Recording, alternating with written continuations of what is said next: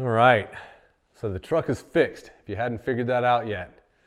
It passed alignment yesterday, got 2 new front tires. It took them a long time to align it. I guess with that particular front end, you have to put different shims on the upper ball joints and spin them around till they're right where you want them to make the caster and camber all line up the way it's supposed to. So it takes a long time, but it's done. 2 new front tires, passed alignment, hooked up the trailer this morning, went down to the home store and picked up all my siding. This is all T111 plywood siding. It is not OSB, and it is primered from the factory.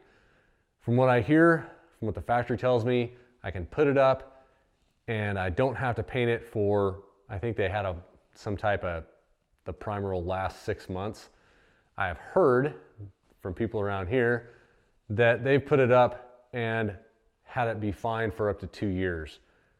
I'm not gonna wait that long, but it is plywood, so it's better than OSB, and it is primered to keep some of that moisture out. So if it ever decides to rain again or snow, I mean, we're talking end of February here, and there's not a thought of snow. I mean, I'm out here in a t-shirt unloading plywood, getting kind of warm, but it's inside and protected, and I have a chance that I, get out and put some of it up, get this house really sealed in. I've got 10-foot pieces, 9-foot pieces, and 8-foot pieces. Now the 8-foot pieces, they're about 45 bucks a sheet, 47 bucks a sheet. I don't have that receipt right around me, so I don't have the exact number. But as you go up in length, it gets extremely expensive. It's not just a little bit more because you're getting a foot added onto it. The 8-foot pieces, I think were around mid-40s for a sheet of primered plywood T111.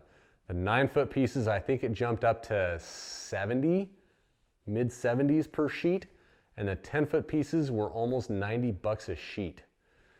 Now I could have gone with 8-foot sheets, 8-foot pieces all the way around my house, and I could have just had that, they call it a Z molding, some type of metal flashing that you put in, and it keeps the water from going into the seams that run horizontally. The problem with that is that you see a line all the way across wherever that Z molding is. And I didn't want that look. I wanted as much just straight lines from top to bottom as I could possibly get. So the 8-foot pieces go on the dormer wall, right where all those windows are. I think it's like 3.5 foot tall, so I didn't need a whole lot of sheets to cover that little wall. The 9-foot pieces go right on the north side and the south side of the house, underneath the eave, and the 10-foot pieces go on the ends, the gable ends. The plywood, the straight plywood pieces here, I've got 12 pieces of that. And that's gonna go up in the eave to box in the south side and the north side eaves so that we can put those lights out there, have it all nice and flush looking. It'll box in all this. You'll be able to see all those rafter tails and all that. So this foam, this insulation foam board, I picked that up while I was in town. I've got a little idea on a little side project I'm gonna make. Not gonna give it away, not gonna give away any spoilers as to what it is. You'll just have to wait for the video to show up. Probably be in a couple days. I'll probably make it and put that video out in a couple days.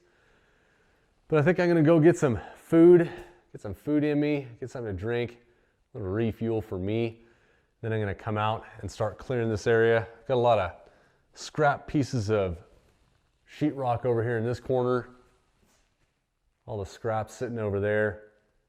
And I've got a whole bunch of scraps outside, metal roofing, pieces of OSB, all the shrink wrap and stuff from the siding today.